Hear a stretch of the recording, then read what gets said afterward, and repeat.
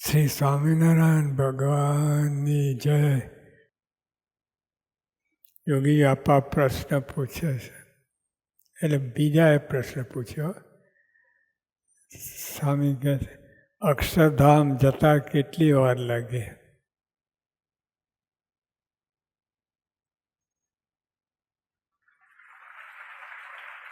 અહીંયા પૃથ્વીનો 5 ફેરા ફરે તો કેટલી વાર લાગે? તો અક્ષરધામ તો કેટલું છેટું છે, કેટલી વાર લાગે? ત્યારે સ્વામી યોગી આપા વાત કરે છે, અંતરદૃષ્ટિવાળાને અણુ માત્ર છેટે નથી. અંતરદૃષ્ટિ કરી અક્ષરધામ, અંતરદૃષ્ટિવાળાને કાંઈ છેટું નથી. પણ અંતરદૃષ્ટિ થવી જોઈએ, અંતરદૃષ્ટિ કરીએ પણ ચિત્ર વિચિત્ર દેખાય એ અંતરદૃષ્ટિ કામની નહીં. મૂર્તિઓ દેખાય તો આનું માત્ર છેટે નથી. અંતરદૃષ્ટિવાળાને આનું માત્ર છેટે નથી. બાહ્ય દૃષ્ટિવાળાને મતે લાખો ગૌ છેટે છે. એ તો બાહ્ય દૃષ્ટિ તો કેટલું છેટું, લાખ મણ લોલા ગોળો પડતું મૂકે તે પૃથ્વી પર આવતા આવતા રજ ભેળો રસ થઈ જાય, એટલું છેટું કહ્યું છે. તો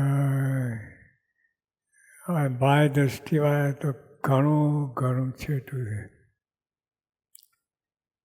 સારંગપુરના 10ના વચનાત્મા મુજબ આપણે તો અક્ષરધામમાં જ બેઠા છીએ. અક્ષરધામમાં જ બેઠા છીએ.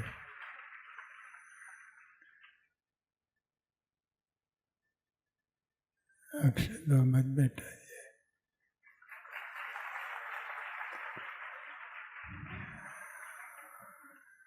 બાહ્ય સારંગપુરના 10મા વચનાત્મા મુજબ આપણે તો અક્ષરધામમાં જ બેઠા છીએ. આપણે કેફ રાખો. બીજો બધો કેફ હોય છે, પણ આ ભગવાન મિલન કેફ હોતો નથી. સત્સંગની માત્ર તો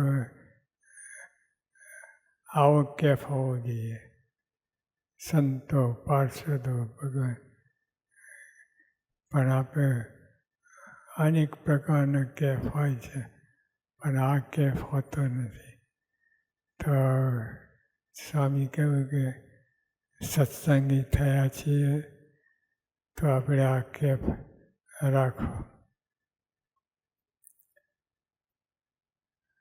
આપણે કેફ ના ગઈ ગંગા ગોદાવરી કાશી, ઘેર બેઠા મળ્યા અક્ષરવાસી. આપણે જો સમજીએ, સમજણ વિના તો બાહ્ય દૃષ્ટિ લાખો ગૌ છેટે, પણ સમજીએ તો ઘેર બેઠા આપણે બધું આપણા હાથમાં જ છે. અંતરદૃષ્ટિ કરો, ભગવાનમાં વૃત્તિ રાખો તો કામ થાય.